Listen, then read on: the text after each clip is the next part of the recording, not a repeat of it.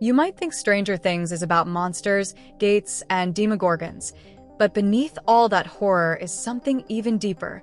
This story is about identity, fear, and power arising from trauma.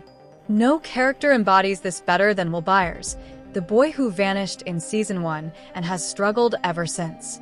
From the very first season, Will wasn't just another missing kid.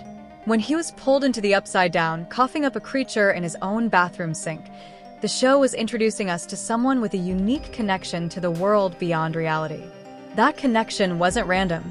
It was the first sign that Will was different, emotionally sensitive, perceptive, and tethered to forces he didn't even understand. Will's arc through seasons 1 to 3 seemed subtle. He was the quiet friend, the one who endured isolation. But Stranger Things never forgot him. In Season 2, he was literally possessed by the Mind Flayer and later freed, leaving him with psychological residue and a lingering sense that something remained inside him. Then came Season 4, and the revelation that the villain pulling all the strings wasn't just a creature, but a boy from the lab, Henry Creel, later known as Vecna. The show revealed that Vecna was not a random monster, but someone who understood trauma and psychological pain in a way that gave him terrifying power. And the big twist? This villain didn't just randomly choose Will, he targeted him. The opening minutes of Season 5 confirm all of this. We see a flashback, a brutal, haunting moment, where a demogorgon drags young Will to Vecna, and Vecna whispers to him, "We're going to do such beautiful things together." This is not just a threat, it's a psychological imprint. It's the seed of the connection that will shape the entire narrative. So, what does this connection mean? Most viewers up until now assumed Will's sensitivity was just personality, introversion, trauma from being lost.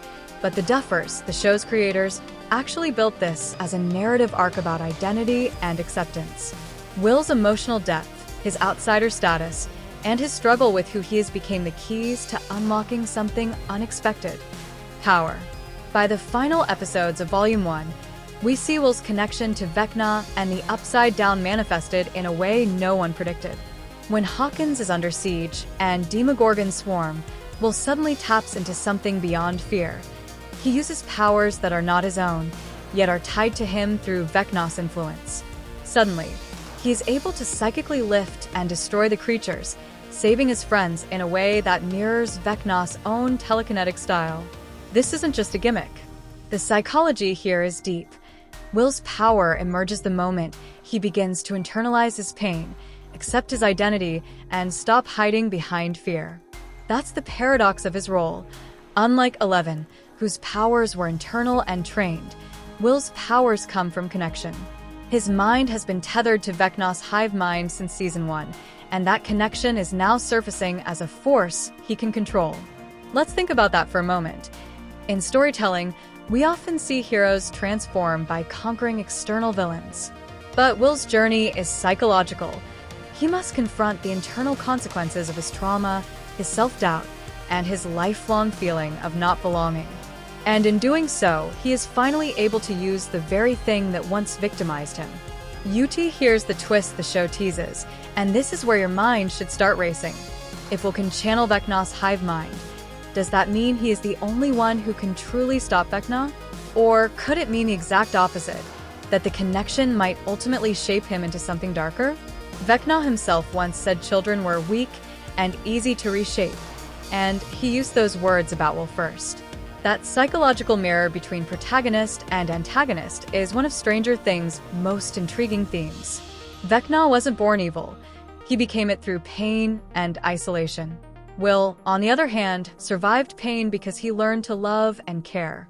These are not just character decisions, they are psychological foundations built across 5 seasons. And ask yourself this: why does Vecna let Will live when he could easily kill him? Why did he plant the link instead of erasing him? What does he see in Will that others don't? These are questions the finale, especially Volume 2 and 3, is going to answer. His is more than a battle between good and evil. It's a battle between psychological identity and acceptance versus trauma and domination. And Will is at the heart of it. So, what do you think? Can Will's empathy, the thing that made him different, actually be the key to defeating Vecna? Or is that connection a trap left behind by the Upside Down all along? Drop your thoughts in the comments, because this might be the psychological showdown Stranger Things was always building toward.